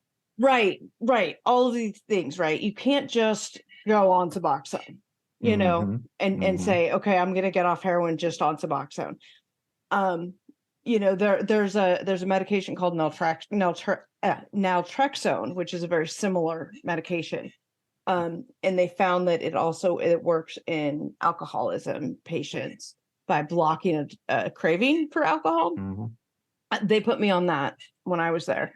It was just one aspect of everything else, right? Like, did it stop my cravings or was it something else that stopped my cravings? I don't know. I was in therapy. I was doing rehab. I was doing 12-step. I was doing, writing letters to Santa Claus. I was meditating. I was doing all the things, art therapy. It could have been any number of things that made me, made my craving go away. But it was just one tool. You don't just put somebody on naltrexone or abuse or something. Like, you're not going to get, if you have an addiction, you need other modalities. And what you'll probably end up doing, if nothing else, if you don't get the help, cause. Right. And if you don't get the help, what you'll usually end up doing is just transferring the addiction from what you had the addiction on to what you're taking now. Right. And you see that with him. He has a food addiction and a pain pill addiction. And when one is taken away from him, unless you're treating those underlying traumas, which they're clearly not, because he's screaming at his father, I'm going to relapse and it's going to be all your fault. I'm going to die and relapse. Yeah. Shows obviously he has no intent of trying to get and stay sober and clean and not treating anything, because look how he's behaving, Yes. You're not changing your behavior. So no surprise. And then, so he's yelling about Princess and then yelling about not, he's doing classic drug addict behavior. He doesn't have his drugs there. He's fiending for a fix, I don't envy withdrawal from opiates, but I have done it and it sucks. And your body does hurt because you've been masking any pain, any physical pain in your body. You've been masking with the opiates for however long. Your body's going to hurt. And then as part of the withdrawal, your body's going to hurt because even of that more. as well. So it's like additional. So it's like double the hurt and you can't take anything for it. That's why you get medically treated. There's medications that can help those withdrawal symptoms. That's why you have to. But he's not going to ever actually withdraw because he's going from one substance to the other. He's taking his pain pills and then it's replaced with the Suboxone, which, it just, if you stop taking that, you're going to have the same things. You're just putting off the. Right. And then, and then he's never going to stop feeling that pain because in his mind, he's convinced himself that he's got pain. Right. I'm not saying that it's all in his head. He probably physically does have severe pain. Of course. Yeah. I'm sure he does, but the source of what's causing that pain is not something physical. Right. And it's just another excuse. It's just another excuse. It's another excuse to avoid doing what he doesn't want to do. Right. And it's the same thing with his brother. His brother likes to use Justin like sees Steven as a scapegoat a lot for, I don't want to go here and do this. I don't want to be in the Right. same state as him. I don't want to be Right. well, at the end of the day, the root cause, my opinion, the root cause is he just is afraid to have the surgery because he doesn't want to stop eating. Mm-hmm. Yeah, And he doesn't want to he lose the one crutch he has to feel. he Make doesn't him want to feel lose the better. one crutch. He doesn't, and he doesn't also subconsciously doesn't want to address the pain that he's going through in his life. And so he's doing everything he can to avoid that. Yep. And it's just, it's like my 600, the thing that I wish most people would realize with my 600-pound life is, while yes, it can be an entertaining show and you see people do crazy, wacky shit, and and it can be dramatic and entertaining, and people are falling and throwing a fit, and and it is, for lack of a better term, it is a modern day freak show, because it is. I can say that. If anybody else said that, I'd fucking kick their ass, but I was on the show, so I could say it. It is a modern day freak show because we like to see the oddities in this world, and when you're 600 pounds, you are an oddity, right? Mm-hmm. And so we like to look at them. But I wish people would also realize that these people, aside from physically, from the weight being unhealthy, they're also unhealthy in their mind. Yeah. Right? 100%. Yeah. And like these are people that are screaming for help with their actions, not their words. Right. And they are pushing people away because I'm assuming at some point in their life they were hurt. And as they say, hurt people hurt, right? Mm-hmm. Hurt people. Yeah. Yeah.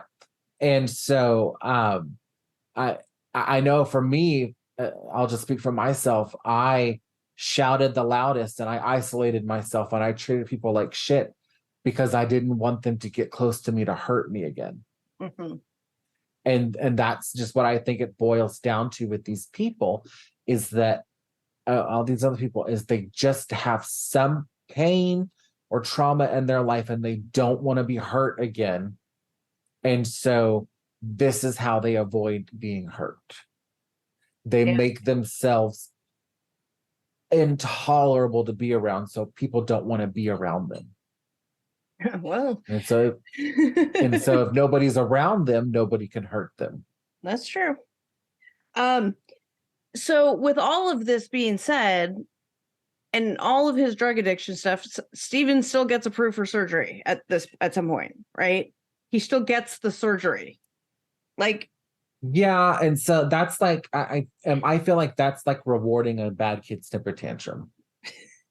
But do you think he earned it? Do you think he deserved it? Like, did he? No, I don't think he earned it or deserved it at all. But the doctor just gave it to him anyway. I think, he was going to die, period. So it was either get the surgery or die. That's how I think the doctor did it because the production company needed a show. They needed it. They needed results. All right. Well, and that's how I feel about it. Because I don't know. It just like, because I just stand back and I think it's like, and again, you're both their parents. I'm not, right? Mm-hmm. So like, if you tell your kid, don't do this, or this is going to happen, and then they do it and that doesn't happen, and then you tell them again, don't do this, and that, or this is going to happen, and they do it and it doesn't happen, and they say, don't do this, and they do it, and then this doesn't happen. If that continues to happen, then isn't the thought that like, okay, well, my child now knows that they can get away with whatever they want to get away with, right? And so like, I feel personally that like Dr. Nalzardin said, don't do this, or this isn't going to happen. And then he did it anyway. And Dr. Nalzardin gave it to him. Yeah. And so like, so how is that teaching him that boundary, right? Mm. He's enabling him the same way dad is enabling him, right? Yes. Okay. So I think, doesn't the first episode end with him getting the surgery? Nothing. No. He doesn't get the surgery till the third episode. Oh, okay. Sorry. I watched him when I went back and rewatched them. They were probably out of order. Yeah. So, okay. So where are we? Well, I don't have it. I don't know where we left off. Somewhere So- between Dr. drug Paradise was rehab coming- and surgery. We see Dr. Paradise come to his apartment for probably only one visit. I don't know if he comes later on. Mhm. And I feel like that didn't get anywhere. I mean, Mhm. oh no, we see him later on, obviously. Throw the We do fit see him later outside of on, the- but yeah. But I he feel goes like back to see, it was just a waste of time. I don't know what the Yeah. point was. Like, kind of, you said it, Wes, where you said that how many times did you meet Dr. Paradise? once, right? once. Yeah. One time. So it's like these people have significant mental issues. Like, Yeah. you're gonna see a doctor on TV once. It does. I just don't think it makes sense. Or to No. come- Well, and I also I don't understand how because Dr. Nelsarden wasn't the first bariatric doctor that I went to, right? Okay. I had seen several other ones to try to have surgery, and they all turned me down because of my size. But all of them had the caveat that before I had the surgery, I had to have a psych evaluation, Right. But that wasn't the case with Dr. Nelsarden. Interesting. Like, let's see. When is Mother's Day? When is Mother's Day? Sunday. This Sunday? This Sunday. Okay, so on Monday, my contract will have expired, and then I could tell you more. But I can tell more on Noted. We will I could- scheduling Wes for next week. So okay, yeah. I mean, that's a problem with this show in general, and I think it's particularly problematic with these people because you're gonna these guys clearly have all of these underlying issues, drug addiction and stuff, but going for a week in detox isn't going to address all those mental issues that need to be addressed about what's driving his addictions to both food and drugs. And so Yeah. And so I think we've talked about episodes 1 and 2 kind of already, right? Yeah, I think so. Yeah, the only thing we left out is when the whole fiasco of falling out of the golf cart and the 911. Oh, yes. Yeah, How could we miss that? How I know. could we That miss was that? the end So- of the notes. He has to move out of one of his apartment for whatever reason, and I forget why. It's expensive. Dad helps him find a new apartment, and in this apartment, honey, they're going to look at an apartment, right? And the guy's taking him to this apartment on a golf cart. And Stephen throws himself off the back of the golf cart. Let me tell you something. Being his size, I have ridden on the back of a golf cart before. And because I've had to go, when I had to go take my in the industry I used to work in, I used to have to get hazmat certifications. Okay. And so the place in Houston to go get your hazmat certification is the parking lot is 3 football fields long. And then you walk the 3 football fields to get to the front to the office. And then you have to walk across the building, which is another 2 football fields long to get to where you need to go to take the test. Right. And so they have a shuttle service, but it's just a man on a golf cart. I'm right. And I couldn't fit inside the golf cart. So I had to sit on the back and I was afraid I was going to fall off because every time he would hit a bump, I was like that. If only you could see Wes's hand gesture. Sliding down, this is not good.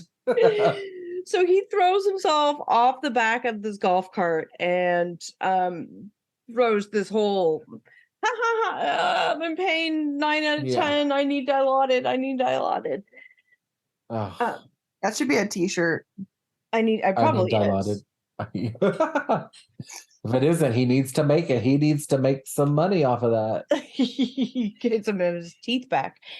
I like the little chocolate nuggets. We talked about that. Oh, no, just stop. I'm gonna throw up again. I'm gonna throw up again. Okay. So talk about gumming it. So he's threatening that he has to go to because dad was going to drive him to therapy. And he's insisting he needs to go to the hospital and that he's going to call an ambulance, but they go to therapy and Dr. Paradise talks to dad while Stephen is sitting in the car, but then he calls 911 medics to come get him. to take her to the I hospital. fell off a golf cart. I'm in pain. What hurts? My back and my legs. Yeah. Everything. God, you know, I watch these episodes of these people that have like really dramatic things, and I think, God, I should have done shit on my episode. My Yeah. episode was so boring. I No, We should it's need have an done not. something. epic fall or something Yes. for They should have Pico. recorded me in the hotel. I- Falling off the bed, losing toenails. Yes, trying to Oh get my some God. dick, but you know, yeah, If no. you don't I know mean, that story, go back and listen to one of Wes's prior episodes. He gives a detailed explanation of that. But no, that yeah, no, falling off the golf cart, that was just, that's some next level, like you need some drugs kind of shit. You know Mhm. what I mean? Like, But you get desperate when you're, So okay. Needless to say, he doesn't go to the hospital, or does he? No, he doesn't. I don't remember. I think he goes to the ER, right? And like he goes to ER. Is that when Dr. Now confronts him with the No, that's the next episode. Okay. So he goes to the ER. I think he gets some pain medication, but like this is like one of the last times. And then this takes us into episode 3 a few months later, where now Dr. Nalzardan has literally called all of the hospitals in Houston and put him on like the no pain medication list. And I don't think people understand outside of the show how big of a deal Dr. Nalzardan is in the Houston medical community. Dr. Nalzardan used to be the in charge of one of the largest hospitals in Houston. Oh wow. Yeah, you know, before he was a bariatric surgeon, before all of this, like he was in charge of a hospital in Houston, and Houston is well known for its hospitals. It's got a huge medical center, and he is very well known and very well respected in that medical center. Okay. And so he knows a lot of important people in Houston, right? He Right. knows a lot of powerful people in Houston. And so he literally, from what he said on the show, talked to the fire marshal of Houston, because the fire marshal is the one that says who's gonna, send the ambulances out, and was like, do not send your ambulances to pick this guy up unless it's a medical emergency, right? Right. And like, I mean, Well, so and he- then at some point, Dr. Nalzardan had gotten like the Texas database, yes, whatever, the opiate yeah, database. yeah, and he had him entered in that. So like, Dr. Nalzardan did what he could to stop him from getting these pain pills legally, right? Right. And it stopped him from what you could see on the show. It stopped him from having the pain pills, because all of episode 3 and all of episode 4, that's all he fucking kept saying was, oh, well, maybe I want a little pill. Maybe I want a little pill. Give me a little pill. Give me a little pill. Can I have a little pill? Have a little pill. And it's like, dude, come on. Like, I understand you're an addict, but like at this point, it's been months. Like, get over it. Like, what was I gonna say? Oh, is it so? Episode 3 though was primarily Justin's story, I would say, weren't you? no, I would say episode 3 is primarily Steven's, because it's the one where he had the surgery. Okay. Primarily 4. Justin's episode is primarily episode 4. I think we're calling them different things because Steven was episode. I don't know. God only knows. So, okay. So in the order on Where Are They Now, the first the second Where Are They Now would be episode 3. And that second Where Are They Now is where Steven has his surgery. Okay. And so that's the one where he shows up to the ambulance at the beginning of the episode. Actually, at the very beginning of the episode, he's going to go take a shower and he breaks the shower curtain rod. Okay. You remember that, where he ripped it off the wall by accident? Vaguely. Yeah. And so then he goes to the hospital, and that's when Dr. Nalzardan meets him at the hospital at the emergency, I in the remember that. emergency room, the emergency area, and then like yells at him in the emergency room and is like, find a way to fucking get home because the ambulance is taking you home. And Steven is like threatening to call I'm gonna call the press and it's gonna be all over the news. And Dr. Nalzardan was like, call the press. Do you want me to call them for you? I'll dial them for you right now. We'll tell them that we'll be more than happy to call and tell them that you're abusing the medical system to get drugs. Yeah. And then he ends up calling his dad and telling us that I don't know how you're gonna fucking figure it out, but get me a ride home. And then a Mercedes-Benz Uber shows up. Unreal. That's Unreal. That's why I asked, like, where's this man getting this money from? Because not only is it an Uber that shows up, but it's a fucking Mercedes-Benz Uber. Yeah. It's like the Uber Black or whatever the hell it's called. And then like he's too big to even fit in that. It's like even like in the Uber driver's like, maybe we shouldn't get up. Maybe you need something bigger than a compact car. And so they call. That's what the Uber guy tells them. And so then they get like the Uber XL for him to pick them up. And meanwhile, he has no fucking shoes on. Right, ever. Right? He never wears shoes. So he's like walking around Houston. And he's got that really deformed leg. Yes. And he's like, yeah, because it's got a huge lymphatic mass on it, which is, I get that. But I'm telling you right now, he could find shoes to fit. They make shoes for that. Yeah. But like everybody else wears like Crocs or something. Come on now. No, but yes, but they have literal shoes that are made for people that have feet like that for lymphedema. Right? And like you shouldn't be walking around the Houston. I don't know if you've ever been to Houston, but Houston is a concrete city. Like it's concrete, right? And I imagine it's dirty and gross. And Houston is a very dirty city. You know, no wonder he stank. Yes. Pees on himself, doesn't shower. Like yes, he walks around with no shoes on, and then like can't do that shit in Baltimore. Oh God, no. Needles in your feet. Yeah, exactly. That happens in Houston. That'll happen in Houston too. Get his drug fix that way. Right. And so then like anyway, he goes home. He finally gets home after the hospital. And like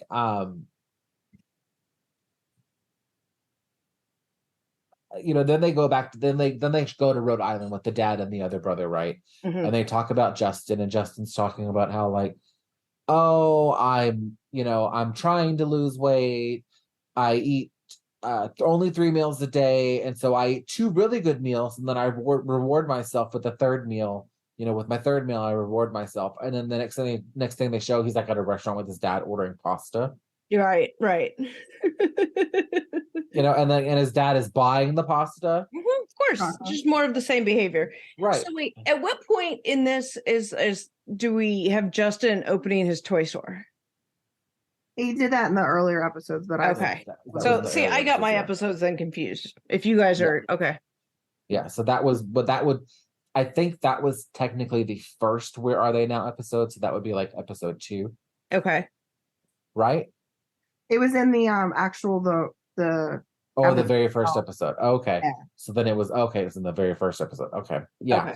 Well, and that fucking hobby store, that's another excuse for him. Yeah, another thing for him to hide behind. Excuse.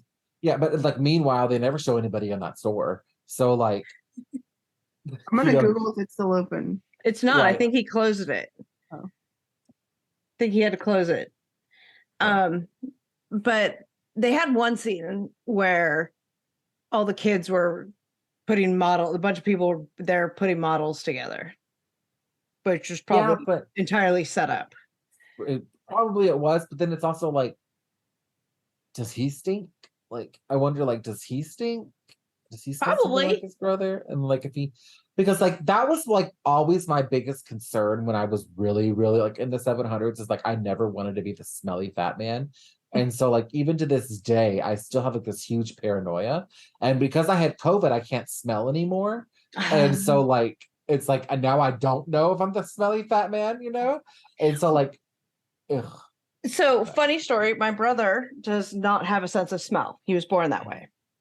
Just like Kate Chastain has no sense of smell. Ooh. My dad has it too. Because of that, he was also worried because he could never smell himself. So he was always paranoid. So he would shower like 2 or 3 times a day, and he would change his socks and his underwear multiple times a day because he never wanted to be the stinky man. Yeah. Yes, ma'am. And I mean, I walk around, even to this day, I walk around with like, I have like my stick deodorant, and then I have like the spray body deodorant that I'll spray like on my privates and on my armpits, and then I wear cologne and scented lotion. And like, It's crazy. Okay. So like you know, and another thing that really struck, you could tell his brother was never committed, was like Dr. Nalzardan allowed him to stay in Rhode Island and get a weight loss doctor in Rhode Island to monitor his weight progression, but he had to go get weighed, and he never fucking did. He would never go get weighed. But yet he still gets the surgery too. Right. And like he never got a scale. It's like, motherfucker, you can go on Amazon. That's where I got my scale from. My scale goes up to 1,000 pounds. And you can get it on Amazon for $100. It's digital. If you want to be sci-fi nerd, because I'm a sci-fi nerd. If you want to be a sci-fi nerd, you can get yours that connects to the internet and does all kinds of shit for $100. So, you know, just another excuse after excuse. You know, tell your, you know, and if you want your dad to buy it, tell him to not fucking buy pasta for 3 days, and there's your scale. Right. So ultimately, okay, we have both of these guys get the surgery, but then aren't really compliant afterwards. Although we do get a brief period of Stephen being compliant. And then we have Stephen goes off to get married, may or may not still be married. We don't know. Yeah. And I couldn't find her social media either. I tried trying to like find her because apparently she was posting stuff in the past, like in 2021, 2022. Yeah. So what's interesting, and it's like, but wait, and it's like she had a kid, and it's like she wasn't a bad looking girl. No. You know, I mean, right. It's like, where did they find these people? Yeah. She slid into his DMs, I think. Yeah, like there's a lot that we don't know. So I mean, we've pretty much, like, I mean, that's is what happened on all in the show and stuff or whatever. But like, so we know he goes off and gets married. There's this whole episode about where he got married, and then he and Justin don't talk. You know, in every conversation with each of them, it's no, I don't talk to him. And again, you know, this excuse that they each use or whatever. And then, you know, the competition. Well, you know.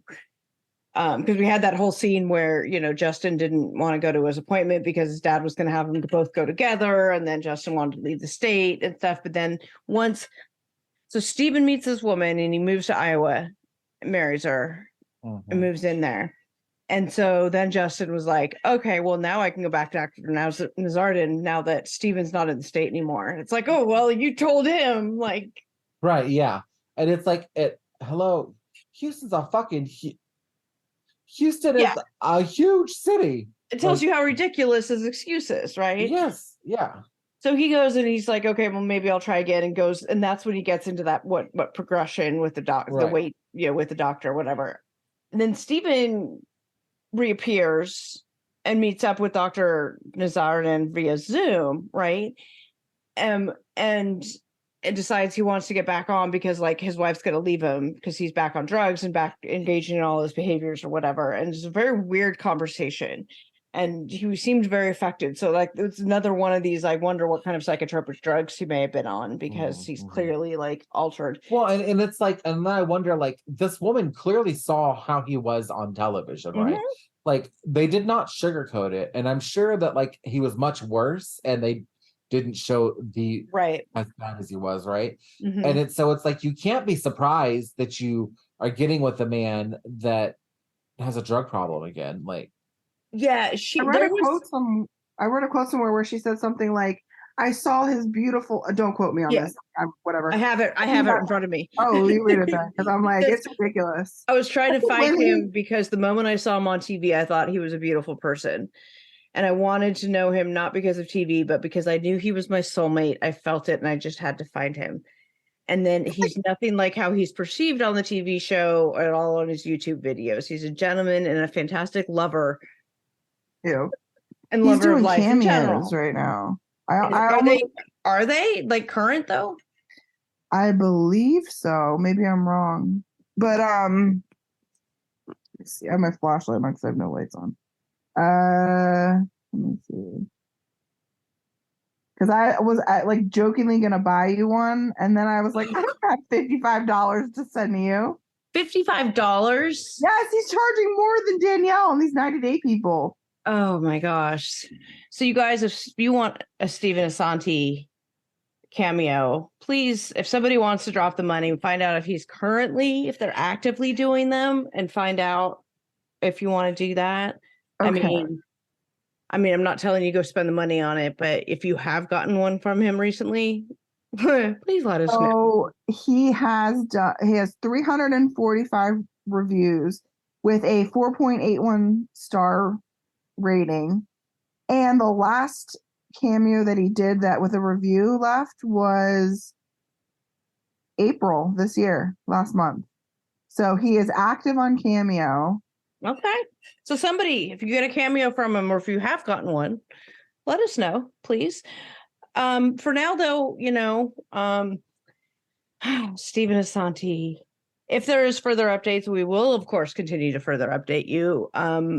Y'all really like Stephen Assanti, and I don't mean like him personally, but y'all like talking about him, you like watching him, and I get it. It's quite an amusing sideshow, isn't he? Anyway, I think that's it. That's all we got on the Assanti Brothers. And if there's a 5th episode, then we will be sure to update you with that. So thank you guys for tuning in. Bye.